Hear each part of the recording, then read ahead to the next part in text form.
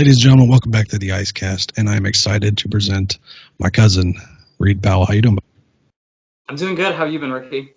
I am surviving down here in Florida as much as I can. How are things going out there out west? Things are good. Weather's starting to get cooler. But Must be nice. it's a little nice. But we've been having probably about a month of in the morning it's 60, and by the time it's 3 o'clock it's 90. It's over 90. So Okay. we've been getting like 35-degree variance in weather, which has been terrible. We got the morning at 80 and then the afternoon 100. So, I mean, There you go. it's not the best, but Right. It's been a long time since we've seen you. You haven't been down in quite a while, I would think. It's been a little while. It's been over 2 years. Wow, really? On there soon. Yeah, it's been a while. Jeez. I saw your brother earlier this year, I want to say. Yeah. I'm not sure. He's doing well. He is a freshman in college now. He is taller than me. It is hard to believe. It makes me feel so old to hear something like that. Freshman in college. Oh, right. Man. Yeah, I would love to get him on sometime too, talk about the things he did. Although it's pretty much like following you in a certain way, but now he's starting to veer this way, like he did the Boy Scouts and everything. Right. But it's awesome that how he's turned out, and you two both were just awesome young men, and in so many different ways, and in such a weird, like, you and I are in the same generation of the family, but there's such a huge age gap. And for at least 5 years, I've always looked up to you because of what you've been able to accomplish with your life and everything you've done. And like, I'll see a post about something, I'm like, dang, it's like Reed just did all this. What did I do last night? I drank a soda and played video games. Like, what am I doing? Well, I know family's super important. As you know, like, family seems to be a little smaller. It seems each year, and you have been one of the constant forces, and you are amazing. And I love seeing you as a dad. I know that is not, I can't even say I know that it's not easy. I just know it's not without any experience of my own. So just juggling everything you do, I think is awesome. So thank you for being such a great family member. I appreciate it. I appreciate it. That means a lot to me. Thank you so much. Are you still attending college? No, I graduated college 2 years ago. Graduate college. Okay. See, I'm so behind everybody. No, you're fine. And you went to Georgia though, right? I went to the University of Georgia, and then not even like a month later, I moved to Oklahoma. So right. And you stayed out there. I've stayed out here, yes. So I've been out here almost 2 years. How do you like it out there, like in general? I like it in general. Oklahoma is definitely a hybrid of a state. It's got parts of the South and like the Bible Belt. It's got a little bit of its Texan culture. It's got a little bit of the Western culture, and a little bit of the Midwest, and then obviously most diversity with like Native Americans. Right. So like your Indian culture, and it's just like this like hybrid melting pot. And it's cool. It's cool. That's you can't awesome. You can't pinpoint where it is. So. Right. That's incredible. Now, you've Oklahoma, Georgia, you've literally probably lived in most of the areas that you can think of, but you were born, which some people might not know this, in Japan, right? Yes, that's correct. Outside Tokyo. Yeah. So you are a dual citizen, right? I'm not a dual citizen. So no? After World War II, a lot of Americans were having babies there, and they were getting dual citizenship. And I think it was in 1986 that the Japanese government put a stop to it. And they were like, see, I didn't know that. Nope. Right. No. They're very strict on who can become citizens. Can't really blame them. Right. So if I ever like resigned my U.S. citizenship and I like stepped foot on Japanese soil, they'd like have to take me, but that's like the only perk or something as I've understood it. But I don't intend on that. So no, I wouldn't think so. Not with all the work you're putting in for this country. How long were you in Japan? Do you remember? First year and a half. I can't say I remember it, but we lived in Hawaii for about 3 years, and there's a lot of Japanese folks out there, and Japanese culture and Polynesian culture definitely have poured into that state. So the Polynesian and like Samoan culture has always been so. I don't know how to explain it. I'm just so like attracted to that culture because to me it makes me feel like such like toothless hillbilly when I see how passionate they are, and like the haka dances and just the passion they have for their culture. And I'm like, man, it's like, why can't everybody just love themselves like they do? And I would love to get to know more about that culture, and like maybe go over to the Samoa Islands or even Hawaii, and just see more and learn more, because there's something about that culture, man. It's Right. awesome. So so you didn't grow up in Japan. You were kind of just born there a year or so. You lived more in Hawaii. Where else have you been? Because with your dad, you had to travel everywhere. Right. So born in Hawaii, and then we lived in Jacksonville for 2 years after that. And then we were in Dallas for about 2 years and change. And then Hawaii, and then we were in Oklahoma for 4 years. And then that's when my dad retired, and that's when we moved to Georgia. And then I was in Georgia from about the fall of 2010. And then I would say till like August of 2016. And then that's when I went to University of Georgia for 2 years and change, and then moved back to Oklahoma. So that's my timeline. It's an awesome timeline, and we could probably hit every spot and get a good story, but I want to know a little more about Georgia, because you guys live in a city of 11 people or something? With me gone and Parker off at college, it's probably 11. Yeah. Oh my gosh, dude. You know, my and it's a full-fledged city too. It is. My parents have like lost their voting block. You know, they can't wield the power anymore. Nope. In the town.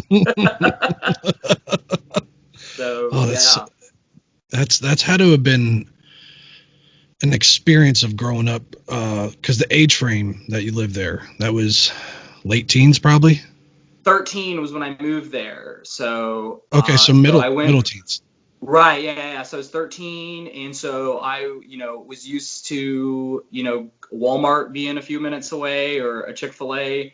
And then I have to then I'm thrown into this environment where it's, 20-ish minutes away, and I have to learn how to use a wood chipper and like a riding lawnmower, versus a push one, and lots of different things I wouldn't have expected living in rural nowhere Georgia, but I loved it. I was gonna say I think that helped build a lot, because a lot of your generation is used to that.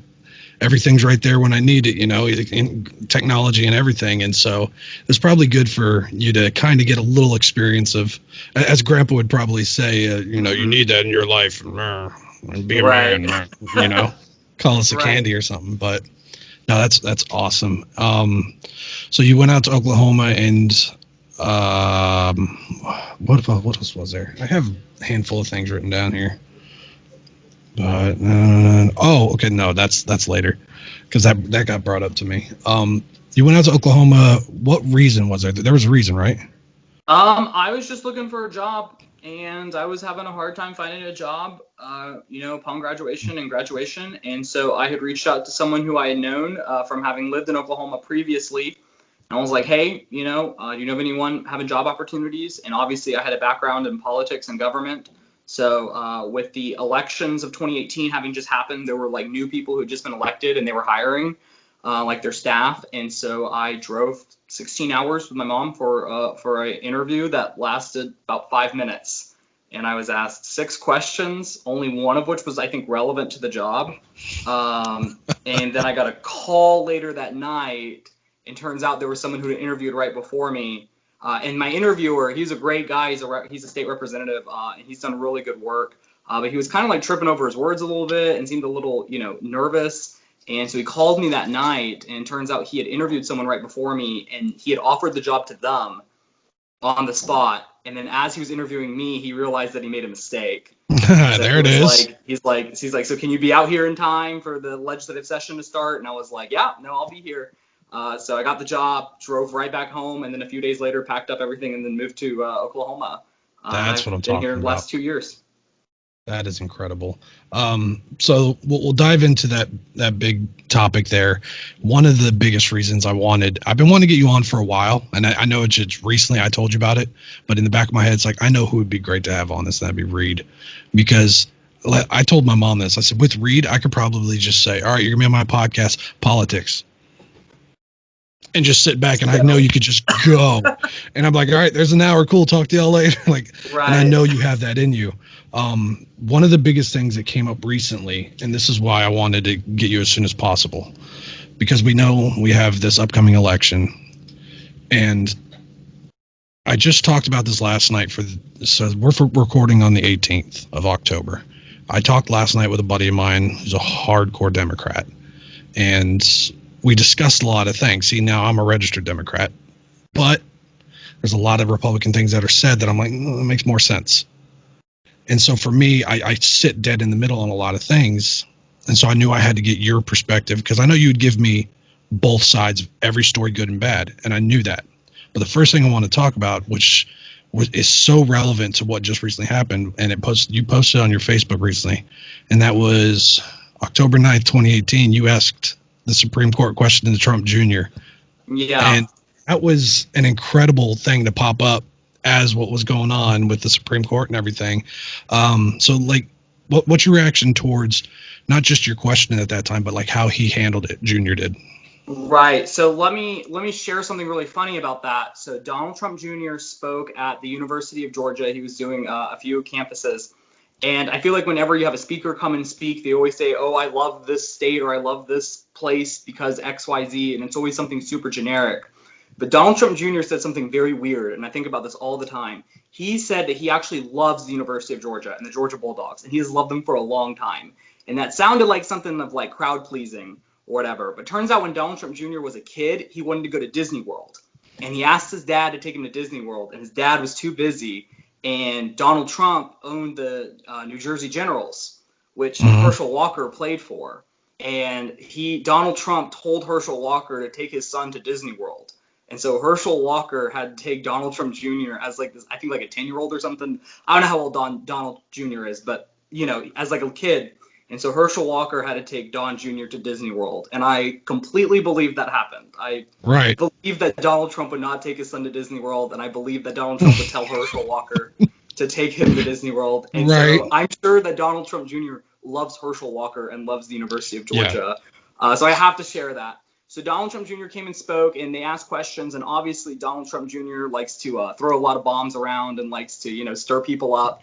And so they were having questions, and they were wanting people to typically they wanted people who were like hard Democrats or hard to the left to ask questions so that they could like get some good soundbite or some embarrassment or whatever. Right. But I went up and asked a question because I follow the Supreme Court a lot. I think that's something that, especially like on the right wing, there are people who care about it a lot. And so I was someone who did not want Brett Kavanaugh selected for the Supreme Court back when that vacancy had occurred.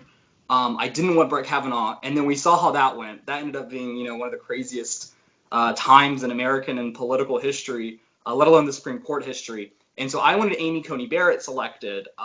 And I phrased my question in that we need people who aren't Ivy Leagues on the court because, the University of Georgia, the University of Florida, they're like top 25 public law schools. As far as like public schools go, they're like top 15, top 20, top 25 law schools. And so the fact that like we just bar those people who graduate from those schools from reaching the top levels of our court, and that it's concentrated in just like, 3 or 4 schools, I think is wrong.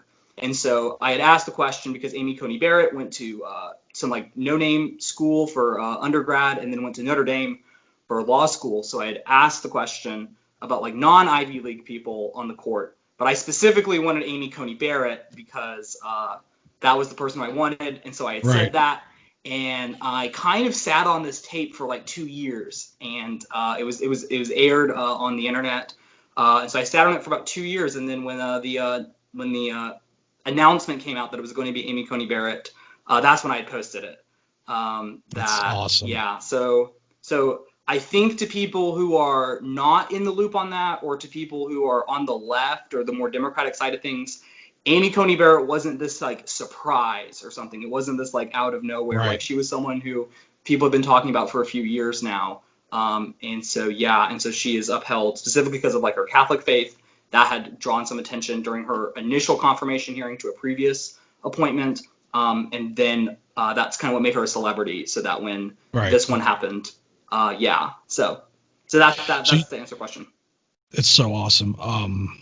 Kind of like predicting the future there, but for how much you supported her even back then, 2018, and seeing how she's doing now, what is it about her for you?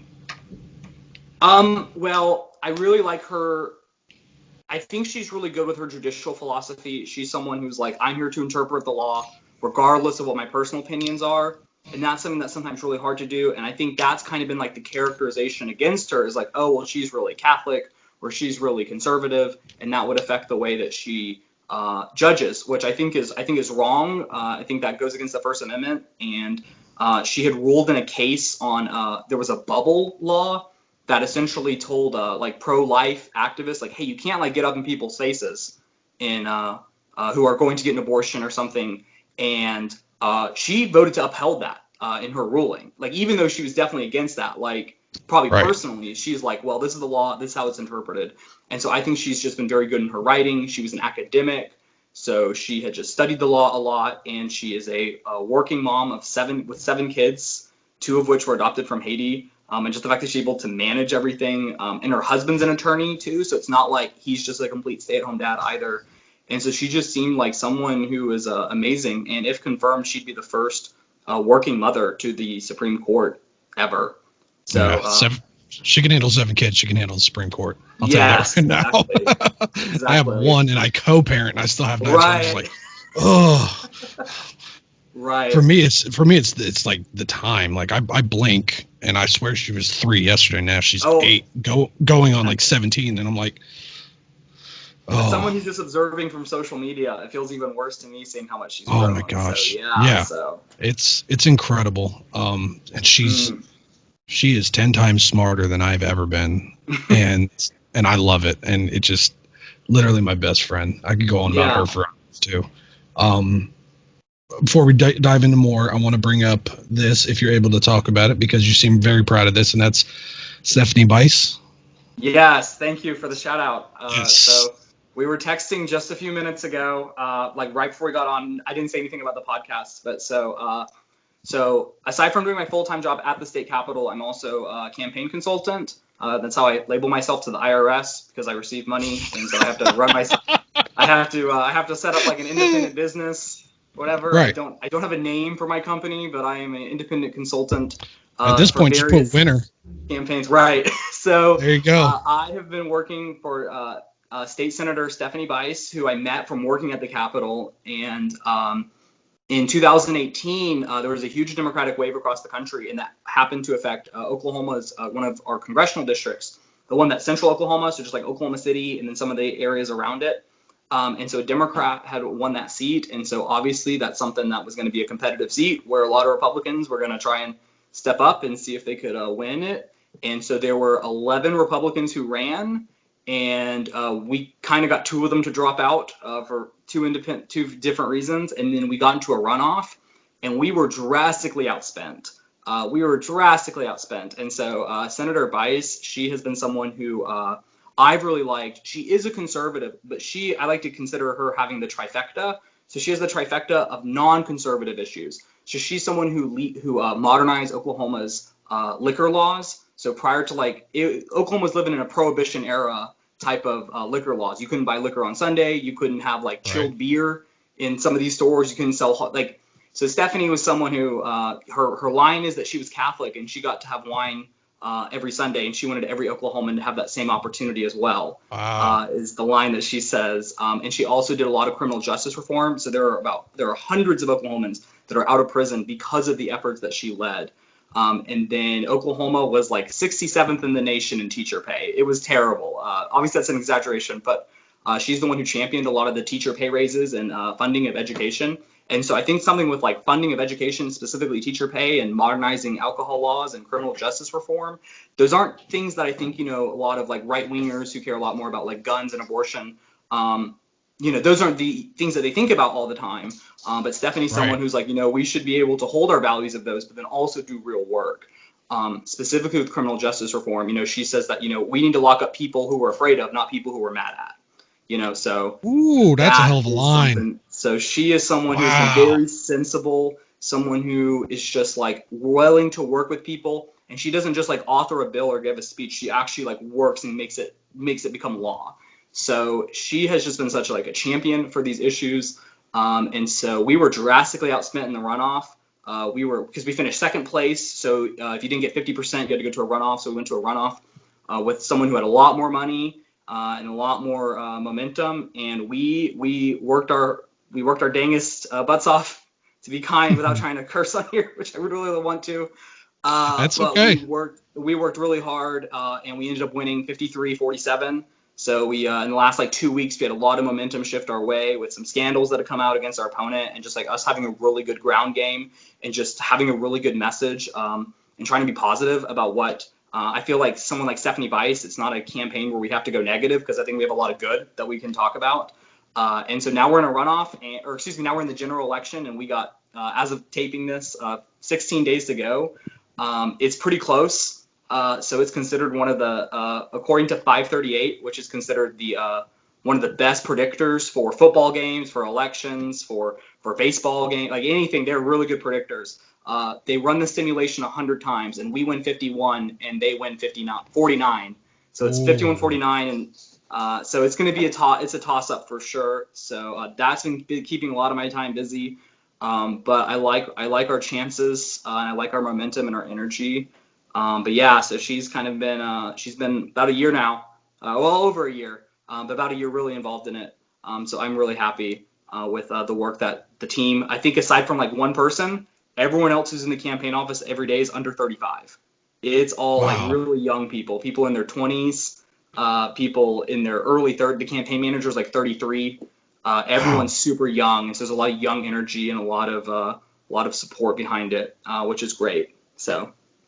That's awesome. She seems. I read a little bit when I saw that of you guys pop up. I read a little bit about her, and it seems like she's very unique to be a Republican with those kind of values, because you don't get that very often, just as you don't get a Democrat with Republican values. So that's a strong thing for her to have, I think. So I hope it really works out for you guys, because I can tell you're working your ass off as you wanted to say. So thank you. Yeah, I think we need more politicians that are willing to hold to their values, but willing to have common sense and willing to work with other people. And just because that's not something your side typically thinks about. So Stephanie, she is a conservative through and through, but that doesn't mean we can't do criminal justice reform. That doesn't mean we can't legalize Oklahoma's, alcohol laws. And we need both of that on both sides. The people who, they don't have to turn their backs on their values. They just can see where we have common ground and work for solutions. Awesome. That's so good. That is that's something I'm glad I was able to bring up for you, because I could tell you were passionate just from your post, that like you all over, like for a week, it seemed like that's what we were talking or reading about from you. Yeah. There was something that I saw earlier this year, and I'm glad to finally ask you about it, because I think this, just from the little bit you put, it's incredible. So I want to know about Oklahoma's tiniest advocate, Max. Okay, Max. So I've met Max a few times, so I cannot remember his last name, but it was legislation regarding and I thought it was sensible. So it was a Democrat representative who's one of my favorite Democrat representatives in the state house. And it was on allowing for adult changing stations for people who are adults who need assistance, specifically like, in the bathroom. It's very hard to find compatibility for them to allow for changing stations for assistance or whatever. It's typically just for like infants and babies. And so Max, with his mom, who's been a fighter and done from the grassroots, met with their state representative and were like, hey, we need action taken on this. And they've worked on legislation. And I believe it was signed into law. I know it passed. I'm really terrible for not having for looking that up. I might need to. That's all right.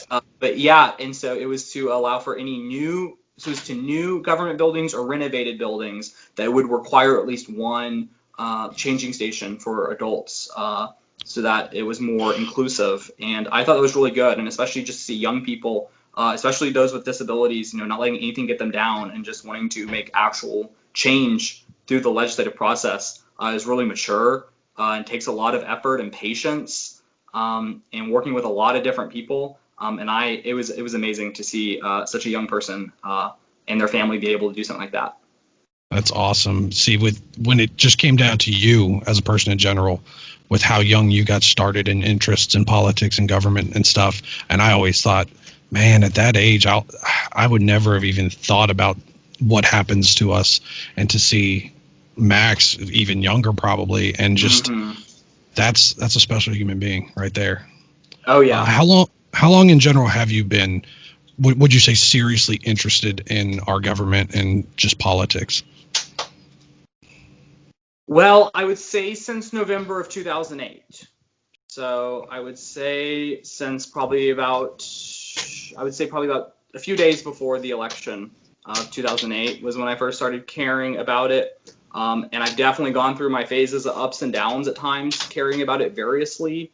I think I really, really got into it probably around 2013 or 14, where you start thinking like, okay, there has to be more just beyond cable news to this, you know. I wish everybody thought about it that way, right. man. So I definitely, when I was younger, I definitely was like getting my information from like cable news or social media. And then when I got a little older, I started thinking about it, you know, getting more, trying to find better sources for news. I'm trying to get more informed. And then it was the end of high school. So probably the spring of 2016 was when I really got involved in actual like politics. Like, so that's when I started getting like actually involved in campaigns. And it's just, it's gone on from there. That's awesome. So incredible. What do you think was the direction before you found politics? Like, where do you think your life would have gone had you not found that love and passion? Well, my mom says I would have been an accountant. So I don't think that matches my personality. No, not at all. But if mom says so, that's what you would have been. If mom says so, I need to at least give credence there. Oh gosh, I don't know. My brother likes physics. I took a physics class in college, and I've seen The Big Bang Theory, so I feel like, right?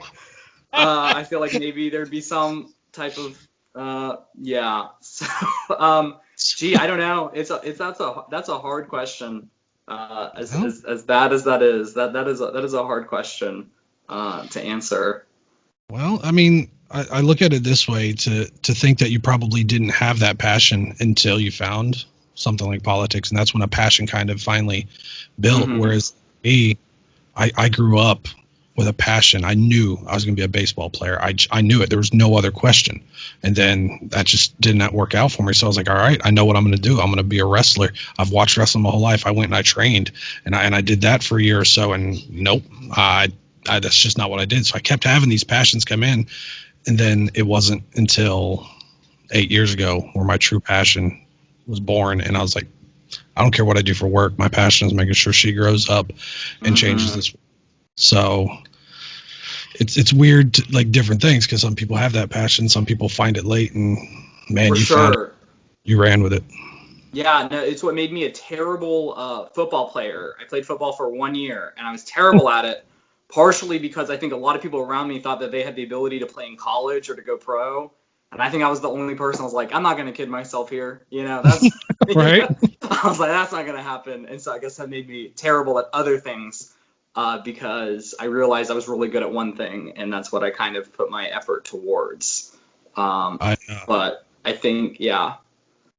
So, and I would like to say just really quick to the Max's Law thing, I didn't want to come off as callous at all. When coronavirus hit, a lot of legislation just kind of like got pushed to the sideline. And so I know like tons of legislation are going to be brought back in the next year this next year. So I didn't mean like if coronavirus would not have happened. So I don't think it became law just because there was a lot, like almost everything got pushed to the wayside. But I know that a lot of things are going to be coming back this next year. So I just wanted to say that really quick, that I would have known if it had passed or not, but coronavirus just like complicated like all the legislation, because everything just got thrown to the wayside as we can deal with this next year or in 2 years. So coronavirus complicated life in general this year. It did. No matter which side of the fence you fall on it, if you're big time into, yes, it's definitely a real thing, or if you're one of the other people that are just like, you know, it's not a real thing, but we got to, it doesn't matter. It's still just makes it weird.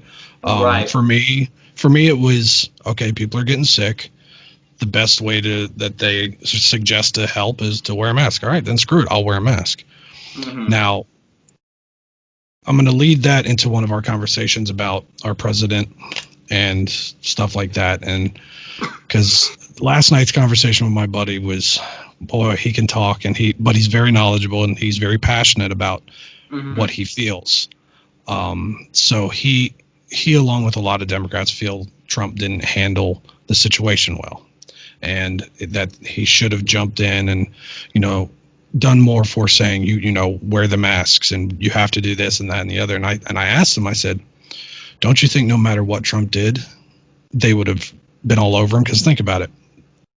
Say Trump comes out when all this goes down. Okay, I'm implementing this. You have to wear masks everywhere you go. Then everyone's going to jump on him and said, we're Americans. We have the freedom to make our own decisions. Why are you telling us to do this? But then instead he says, no, I suggest, man, if you want to wear a mask, wear a mask. But he doesn't give that push. So either way, whatever decision he made on that, I felt like he would have been attacked. Right. So when it comes to Donald Trump, I approach good Trump, bad Trump. So when he does something good, I'll say he does something good. When he does something I am bad, the same. I'll say he does something bad, right? So I am the credit same. when he deserves it, criticism when he does as well. So I would say, oh gosh, that's a lot to unpack. I think at the beginning of coronavirus, when it first, I'm talking March 11th, March 12th, right around that time, I felt like we were really united as a country because we had no idea what was happening, right? We had no idea what was happening. We felt that, we were all going to die, and a lot of people have died, over 200,000 people have died. But I think at the very beginning, I think a lot of politics was cast aside. I think at the beginning, when we were out of toilet paper and we were going to be shutting down everything, I felt like politically we weren't divided in that very brief period. We probably hadn't experienced something like that since probably, September 11th, which that would have been a longer period of time. But, it takes something like that to happen, unfortunately. I think with the masks, this is not my political opinion, but this is more of a philosophical question, is the mask shows what type of nation we live in. So the type of nation that was set up is a lot of things rely on the states. So, as far as a law, Trump can't mandate a national mask mandate. If Joe Biden becomes president, he can't put in a national mask mandate. That's just not how our country's set up. It's set up by states. And so then that asks the question, if one state's doing it really well and another state does it really bad, doesn't that state hurt, that other state? And it's yeah, it's, if one state has very strict gun control laws and the next state has very, loose laws, what's saying that state, like Indiana and Illinois, for example, what's saying you can't buy a ton of guns in Indiana and then just go right over to Chicago, which is right near the border. And then you go, oh, well, Indiana's not helping Illinois. And well, that's the type of government that, our nation is. So bringing that to the coronavirus, we essentially have 50 different, solutions going on over here, it seems. I know Florida was one of the, right? Florida seemed to, all these different, Florida and California seemed at times like polar opposites of what was going on. As of now, the only governor to have contracted coronavirus was our governor in Oklahoma. He was the first one and to date the only one to have contracted it. And so I feel like with mask mandates, I'm a big supporter of if businesses want to do it. I think that's common sense, and I get really irritated if people don't want to wear them in the mask. And to me, it's yeah, I don't like wearing the mask, but if I go to Walmart, I'm going to wear it, and maybe that gives me more incentive to get in and get out, and just have that incentive. And I wish more people just had that attitude, but unfortunately, it has been so politicized. And to Trump's detriment, I don't think this helps him. I don't think he's on the side of that. So there is the other thing of if, I feel like if anything Trump says, there's another percentage of the people that won't do it. Kind of like when Kamala Harris at the debate was oh, if Trump tells me to take a vaccine, then I'm not going to take it, and that's not something that I think our leaders should be saying. But I think moving towards the vaccine part of this, if I can, I have been telling people that it should be concerning because our politicians, regardless of if they're the farthest on the right to the farthest on the left, everyone talks about the solution being when there's a vaccine. And I'm someone who's very pro-vaccine. I'm someone who is very pro-vaccine. But our leaders are talking as if everyone's going to take this vaccine. And that's not going to happen. There's a lot of people who aren't going to take the vaccine. A lot of people are going to be skeptical. A lot of people just don't believe in vaccines at all. And so I don't know what the solution is. And our leaders aren't proposing any solutions beyond this vaccine, and they seem to talk about it as if everyone's going to get it. And that's not going to be the case. So it's kind of like with the masks. You know, people think that wearing a mask infringes on their freedom or their basic rights. You know, it's going to be times 20 when it comes to the vaccine. Right. So I don't know the solution, but yeah, it's definitely a political thing, and it has been frustrating to say the least. But on both sides, I've hated the governments who have been very like fascists about the masks, and then the people who just don't want to wear them at all and say, oh, you know, they don't work at all. You know, it's frustrating. For me, doing what I do in a retail environment, when the company I work for says, hey, if you want to come into our store, you have to wear a mask, and people get mad coming in because of that. And it's like, well, hold on. If I come to your house that is your place and you tell me I have to take my shoes off to come in, that's what you want me to do. Why can't you look at it that way? I mean, they try to argue saying, well, this is a public place. No, it's not. They own this building. This is a private place. And they don't understand that. So there's a certain situations.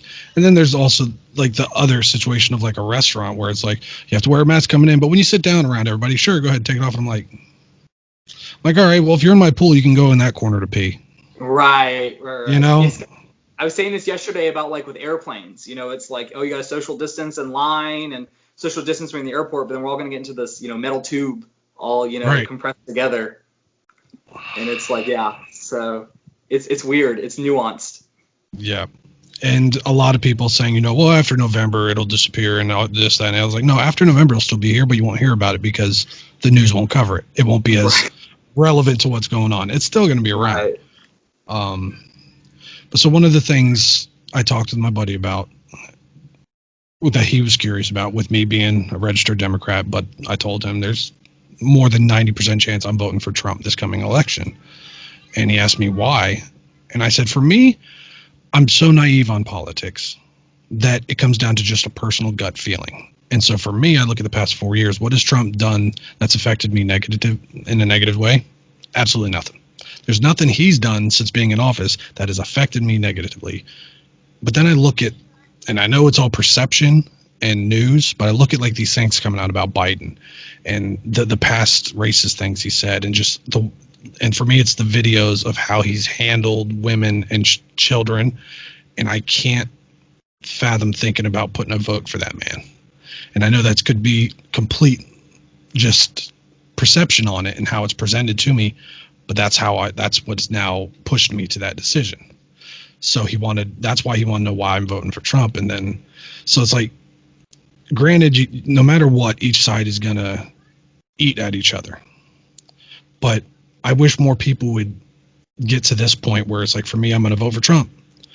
Biden still has a great chance of winning. If Biden wins, I'm not going out there saying he's not my president and I need counseling. No, he is now the commander in chief. He's my president. I don't have to agree with him, but I will back him up because I love this country. And I just don't think we have that anymore at all, and haven't in a long time. Well, first let me say that your vote in Florida matters a lot more than my vote in Oklahoma. So let me say that first off. The piece of advice that I would give you and the piece of advice I would give to anyone is something that I heard recently, which is a vote is not a valentine. When you vote, it is not a confession of your love and undying loyalty and that you love everything about that person, you know, regardless. Something that I saw that was really trying to call balls and strikes was over the Cuties movie on Netflix that had come up, right? And a lot of people were wanting to boycott Netflix over Cuties. And I saw someone who was on the left who was like, well, if you're boycotting, you know, Cuties, if you're boycotting Netflix because of Cuties, but, you know, you're voting for the person who used to own the Miss Teen USA pageant, well, you don't really care about the sexualization of young girls. And that's a really, you know, damning thing to say of an indictment. So I feel like when it comes to Biden and Trump, you can throw so much about their personal lives at each other, and it is not pretty. You know, in North Carolina, there's a Senate race going on there, really competitive, and the scandal just came out about him sexting with a woman, and her husband's like deployed in Afghanistan right now, like, and it's not affecting the polls at all. Like no one's Wow. changing their vote because of it. Like it seems as if nothing's happening, that people are just going to dig their feet into the sand. I think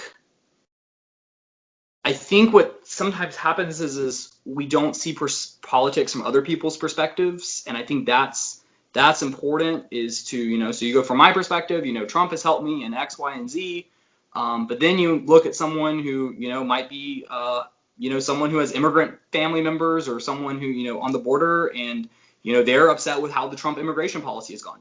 But then you can go back and go, well, I have gotten health care because of the Affordable Care Act. And then you can see other people who go, my premiums have more than tripled. Like since Obamacare has passed, my health care is 3 times more expensive. And so it's like with anything, anyone's going to find anything, to say about anyone. I agree with you that it's so concerning with whatever the outcome of the election is going to be, whoever wins, there's going to be about 30% of the country that's going to think that the election was illegitimate, right? That there was something that happened in the election to where it was rigged, and that's unfortunate. It seems as if the Democrats still can't get over 2016. It seems they still can't get over the fact 2016 happened, and I think that if Joe Biden wins, which is more likely than not at this point, I don't see Republicans being any different. I see Republicans trying to find every way that they can, and something that I tell people is that sometimes you see, like on the Democratic Party, you see a lot of hysteria of some people, and you look at that and go, oh my gosh, they're being crazy, they're being insane, and maybe they are, but they're being genuine. And I think sometimes we just call them snowflakes or call them, just like mock them. But I think they come from a place of genuine, concern and genuine pain. And I think that we have to be able to disagree with them, but then also be able to empathize. And that goes both ways. And I think that we don't do that as Americans anymore. It seems most people don't. They just are stuck in their ways. And it's kind of like, if someone says, oh, Joe Biden's corrupt, if you're a Joe Biden voter, you're going to defend Joe Biden on that. You're going to defend it. Even if you didn't think you were going to vote for him the whole way, you're going to defend it. And then Donald Trump says something really stupid. Well, you're going to defend Donald Trump, because if you don't defend Donald Trump, then that makes the Democrats give an edge. And so even though you don't agree with someone on either side, we seem to be just like defending them no matter what, rather than being able to call balls and strikes. And then it seems it's even worse if, there's a Democrat who calls out Joe Biden, or there's a Republican who calls out Donald Trump, because then it's considered treasonous, right? Then they're considered like a traitor, and that's even like worse. And that just continues to the polarization that we're facing, that we're living in. I think you said a big thing there, where it's just there's a large percentage of America who I think have lost empathy and have lost the ability to even have it. I know I've become fairly callous to certain situations, but in other situations, it's the same thing for me, and I try to live my life the same way. And you got what a lot of people will try and say if they're conservative is you got the Democrats who are the violent ones, and this and the other. And if Biden does win, you're not going to see the anger that the Democrats showed. You're not going to see the riots and all this. And okay, you might be right, it might be true, but there's still going to be people who are upset. And it's just, as a person in the middle, it feels weird to think that I want to keep him in office right now, but for the sake of the country that I love and the future of my daughter, is it safer to vote for Biden right now because of the actions of other humans? You know what I mean? That's almost the thing I have to take into account now when voting. Instead of just the 2 men that are running, now I have to take into account of the actions of the people that follow them. And that's very concerning.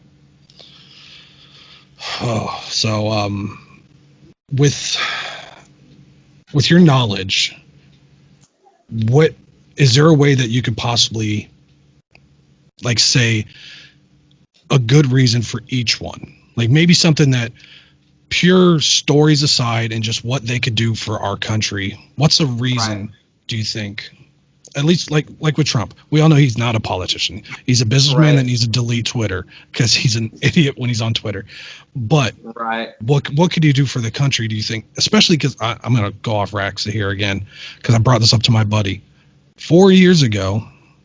Soon as he was sworn in, he was pushed back immediately. Before he was even sworn in. Right. What do you think he could have accomplished if just given him 6 months or a year of full 100% support? All right, you're the president. Let's see what we can do. We got your back. After a year, look, it's not working. You got it, but no, right away you're on him. Like with a little bit of support, don't you think that might have helped a little? Because you know he doesn't know what he's doing. He's a businessman. Help him, but that didn't help. So what now? After 4 years, could be a good, like one good reason, just one for Trump. Do you think? And then we'll go to Biden after that. Okay, so this might be weird, but if there's one reason that, and so I myself am planning on voting for Donald Trump, barring any major. I'm planning on voting on election day. I'm not doing a vote in mail-in ballot. Same. Barring anything major that comes out, like he killed someone or something. I don't know. Like planning on voting I'm planning on voting for Donald Trump. For me, the greatest accomplishment of Donald Trump in the last 4 years is actually nothing that's really happened here. It's been what he's done in the Middle East. So that nobody talks about, by the way, and that bothers me. So I'm personally someone. So I'm going to show my age, my youth. I'm 23 years old, and virtually my entire life we have been at war in Afghanistan, right? Like at some point you have to realize like where do we draw the line here? When do we decide we need to kind of pack up our bags, and leave what they have. And let them run their country. The only Democrat I donated to in this election cycle was Tulsi Gabbard, who's very big. She's I think she's a major in the National Guard. She's been a Democratic member of Congress, and I don't really like a whole lot of her domestic policy, but her foreign policy tend to like. And so she's someone who's like, we should bring the troops home. And so you look at like every president in the last, I don't know, you probably have to go back to Gerald Ford. Every president it seems has started wars and started these conflicts, and Donald Trump has not. Right, Donald Trump has not been this president that has like gotten us into these wars, which is why defense contractors don't seem to like him. Why these big DoD people, right? They don't. It doesn't help their business. And so the fact that Donald Trump has gotten peace between the Israel and the UAE is a huge deal because Jimmy Carter got Egypt to recognize Israel, and Bill Clinton got Jordan to recognize Israel.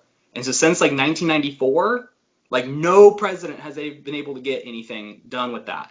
And Donald Trump's administration has fundamentally changed policy in the Middle East because prior to Donald Trump, everything has always been, oh, well, there's Israel and there's everyone who hates Israel. And that's kind of been the lens that both parties and everyone has looked at it. But what Donald Trump's presidency has done, partially because of the Obama administration's failure with Iran, and giving Iran power, is people in the Middle East, like, sure, there are the religious leaders and some political leaders care about Israel, but like the people that live there, hundreds of millions of people, they don't care about Israel. They don't care about that. And so the Trump administration has said, listen, you don't have to fear Israel, you have to fear Iran and Iran's influence and what Iran is doing. And they have shifted this dynamic to, are we going to, and Iran is Persian, right? They speak Farsi, while everyone else is Arab, right? And they speak Arabic. So there are two different cultures there. And one is the Iranians are Shia Islam, and the Arabs are Sunni Islam for the most part, right? So there's difference in the two types of Muslims, generically speaking. And so the Trump administration has changed that. And I think there's two more countries that are on their way to recognizing Israel and like normalizing relationships. And that is huge. That is a huge deal. And I don't think we should undermine that. I think the Trump administration has done really well with that. And then also with North Korea there on foreign policy. So if I can say something really quick, I don't want to go on this tangent, but I say there are two compliments I give Barack Obama. So there are two things I say that he did well. One was the auto bailout. So when the auto bailout happened, most people of both parties were like, don't do it. A lot of Obama's advisors in the Democratic Party said not to do it, and he did it, and it paid off. It helped the jobs in Michigan. And the auto companies have since paid the bailout. They've since repaid it, back and everything. So I think that was good. The other thing was it was a debate that was happening when Barack Obama was running for president. So I think this was in early 2008 or late 2007.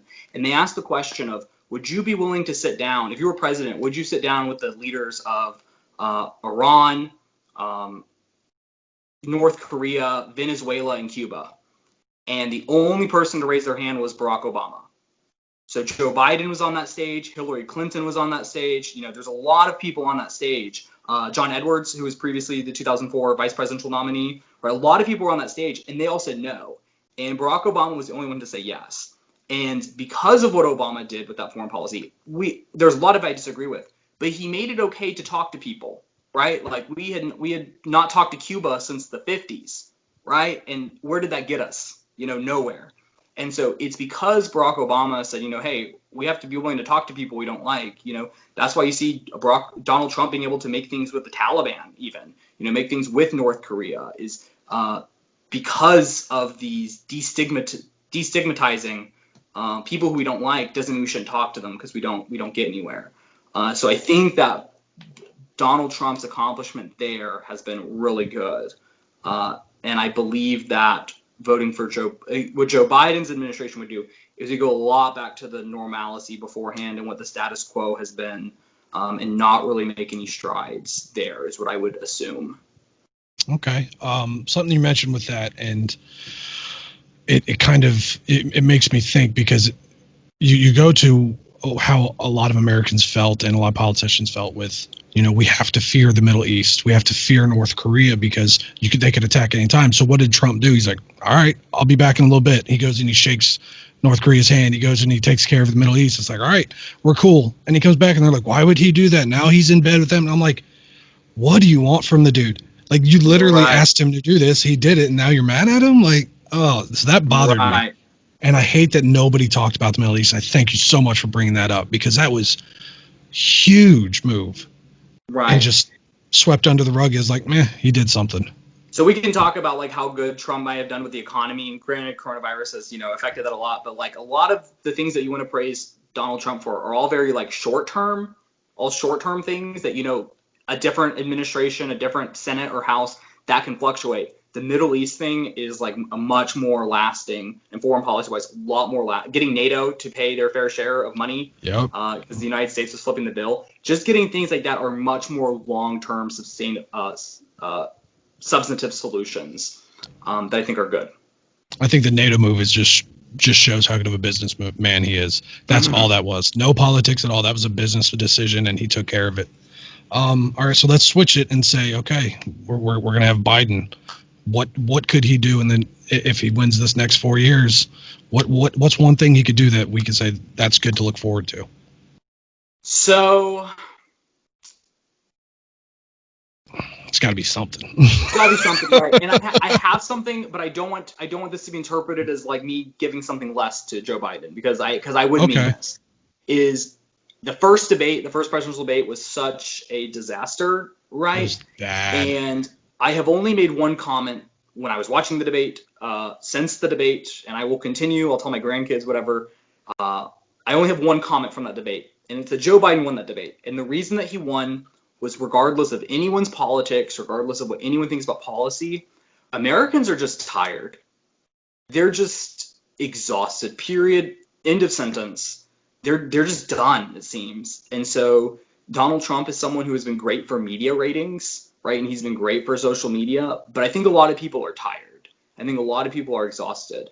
And there's going to be a good percentage of people who, are going to vote for Donald Trump because they like him or like his policies. And I'm one of those people who will be voting for him primarily because of his policies, and that doesn't mean I love the guy. It doesn't mean I won't be critical of him, win or lose. But there's a lot of Americans on the fence, and they're just tired. And I think what Joe Biden would do is he would bring a sense of just more normalcy to things, and people won't have to see, what did the president put on Twitter this time? No one at the Pentagon is going to be concerned about what goes on Twitter, or the State Department, or people in general. And it's going to be a lot more of just like the institutional of, okay, let's get someone who has been in the Department of Commerce to run the Department of Commerce. Let's not get someone who's never had government experience before. And there are people who think that's good. There are people who think that people with government experience are good. If you need a cancer doctor, I don't want the person who's fresh out of med school or fresh out of residency. I want someone who's been in who's had 30 years of experience with that, and so there is a plus side of just like, I think Americans are just exhausted. And I think Joe Biden is just a sense of normalcy. I disagree with Joe Biden on almost every policy prescription he has, but I think he's someone who's empathetic. You can't be someone who, loses, your wife and loses your daughter when you're 29 years old.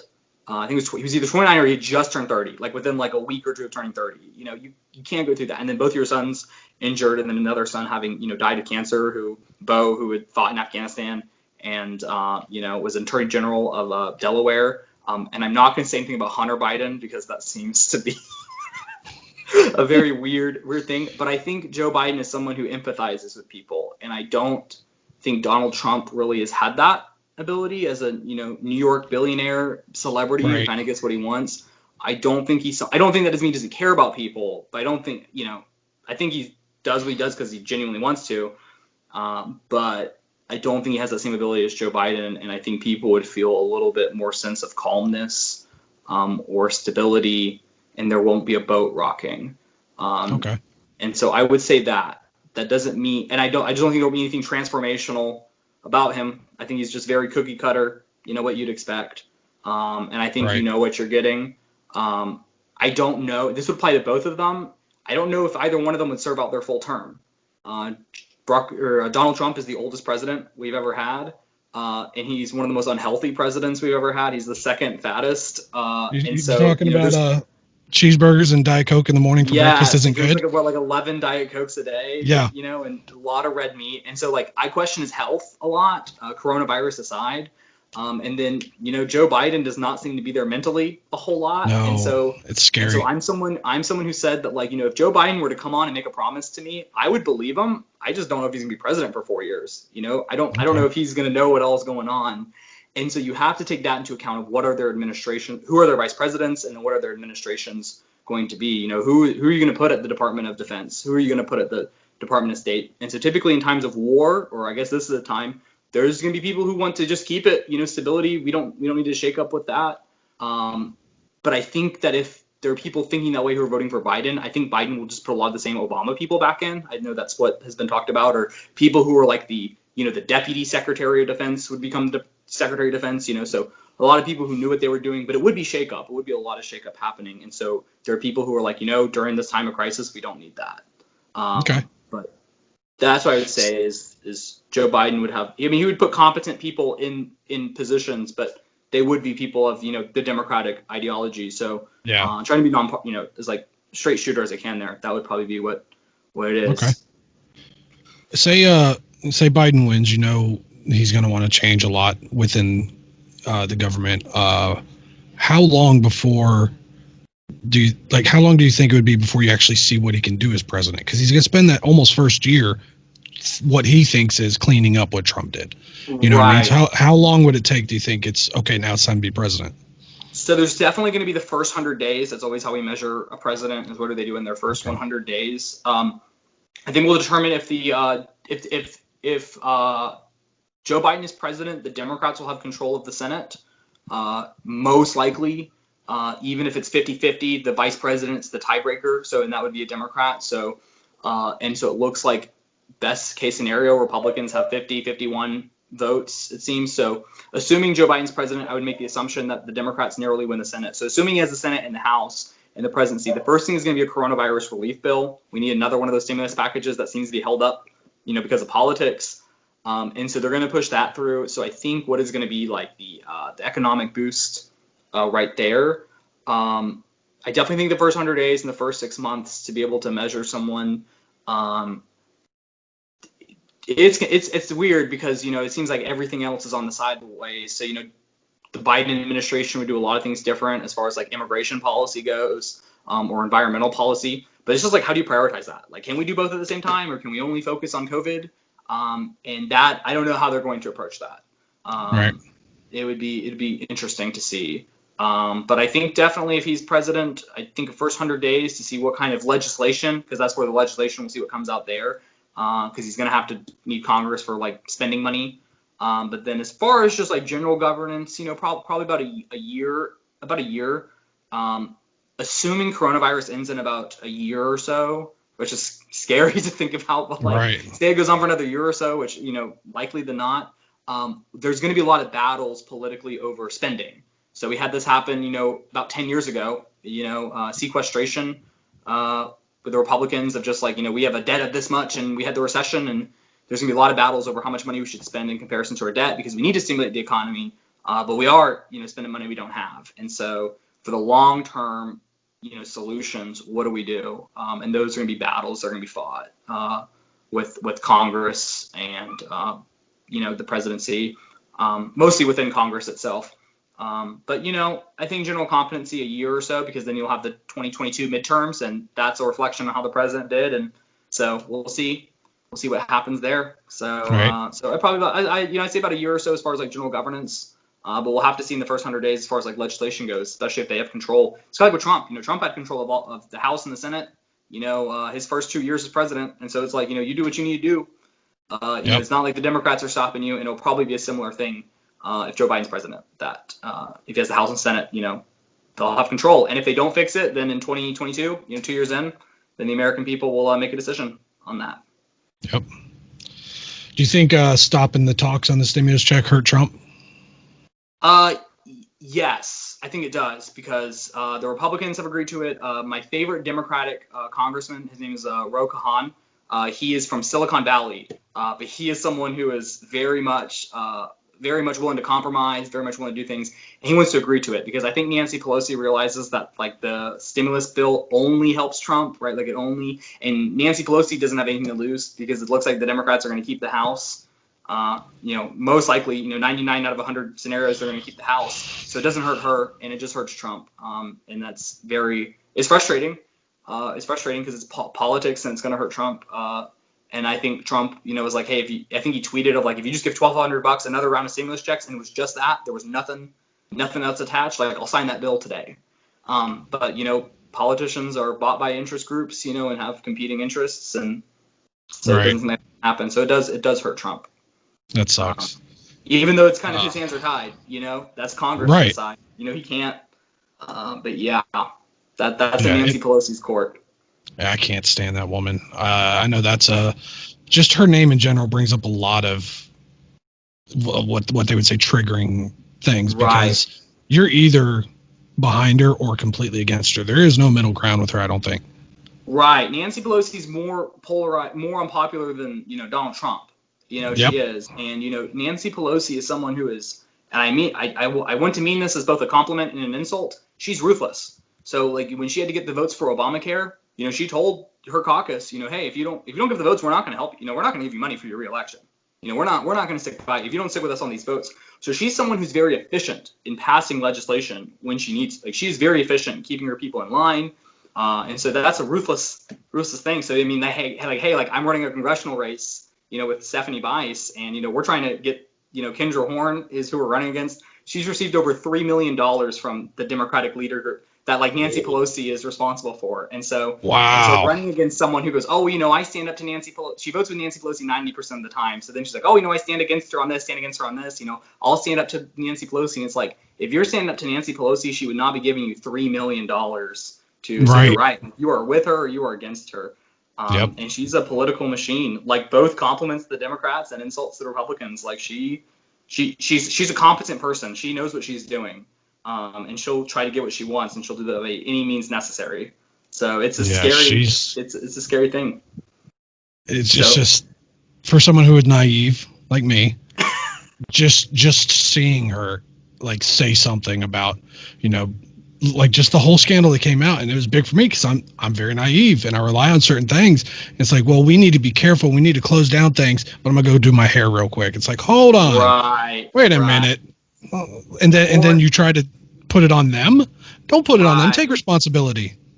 Like in March, she was down in Chinatown, and she was like, "Everyone come down to Chinatown. Like don't worry. We're good." Yeah. And so it's definitely a double standard that people get to have. And Nancy Pelosi is a very fine example of that. Man. Well, I was hoping to get you on here to educate me, but I feel dumber, I think. No. No, it's just you are an extremely intelligent man and very passionate about this, and it's just incredible to hear educated responses to literally both sides of it. So I very much appreciate that, and I couldn't have asked for a better person to talk to about this situation.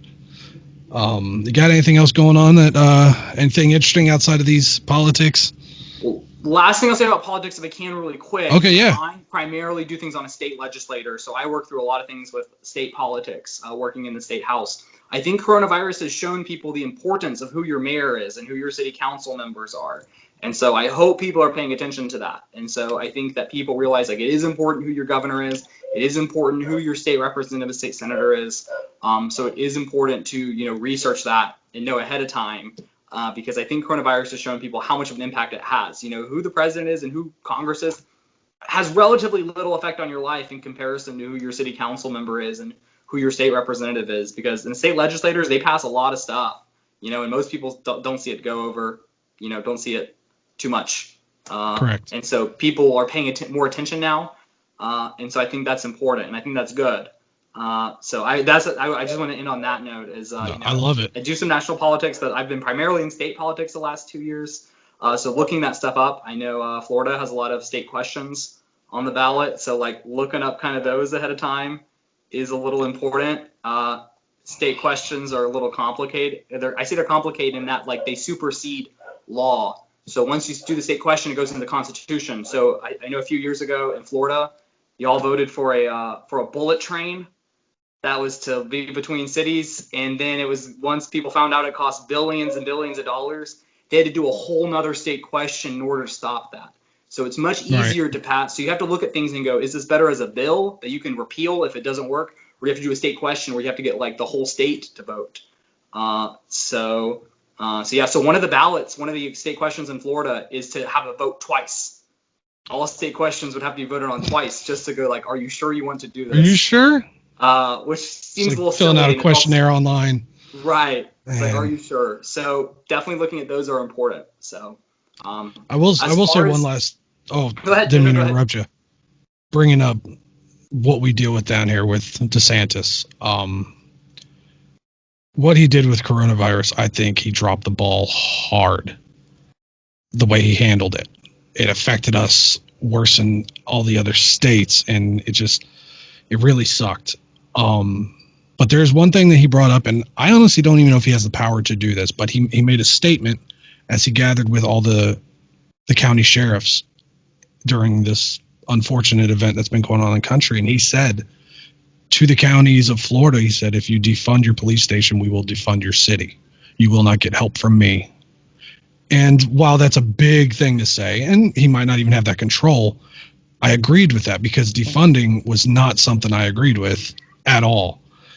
And so he's very blunt, but he's also very much, please, Trump, look at me. Please, Trump, let me help you. Please look at, he's anything to get Trump's attention. Right. I know, I don't remember who it is, but the person who used to be Florida's agriculture commissioner, I don't remember who they were, but they were the one who was supposed to be governor. And then Donald Trump Jr. was friends with Ron DeSantis and had like tweeted out his support for Ron DeSantis. I know he made some video. He made an ad of like his son, of like his children building a wall with like Legos or something. And Ron DeSantis is definitely a mini Trump. The same in Georgia with Brian Kemp. Very, very similar to Brian Kemp. He drives a pickup truck and he's going to round up criminal illegals and take them home himself, is what he says. So I know DeSantis and Kemp in Florida and Georgia are very, very similar. Especially with like the defund the police. I think we've channeled the anger in some of the wrong ways. I think very much. I've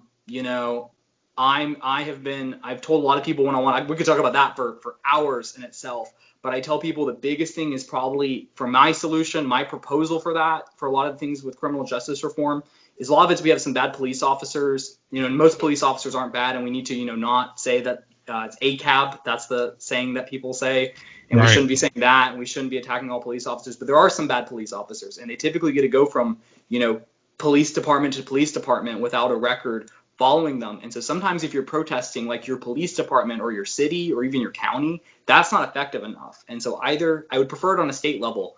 People should have their state legislators create like a police accountability database that like would document this stuff, so that I wouldn't want one on it, probably not on a national level. Maybe, I don't know, like maybe if someone does, they would have to like go to another state. National one just seems like a little too big government for me. But I think on state levels, we should have state accountability boards with data that you would have to, if you were fired from a police force, that would be something that a previous police force would have to look up to see, what you've done. And I think that is a very good step to take on a state level to affect this, not just protesting in the street or, just saying defund the police or abolish the police or abolish prisons, We saw that worked out in Minnesota.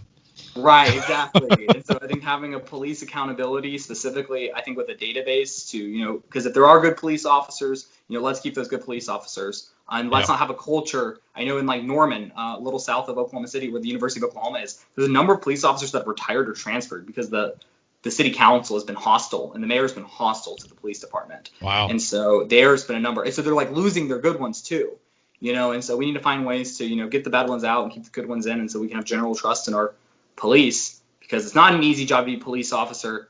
But unfortunately, I think sometimes some people become police. Maybe police officers have more, vetting. It should be a little harder to become police officer sometimes. Because there are some people who can become police officers who probably shouldn't be. That don't have to go through the same testing that maybe to be a pilot or to be a nurse that you would have to go through. So I think that's something that we should consider. I think I think that should be a very bipartisan, middle of the road solution that we should work towards. I agree. Grading. Well, that's a conversation that could lead us down a whole nother road. For sure. We'll save that one for another day. Because there's no chance this is your last time on my podcast. I mean, you're definitely welcome anytime. Thank you.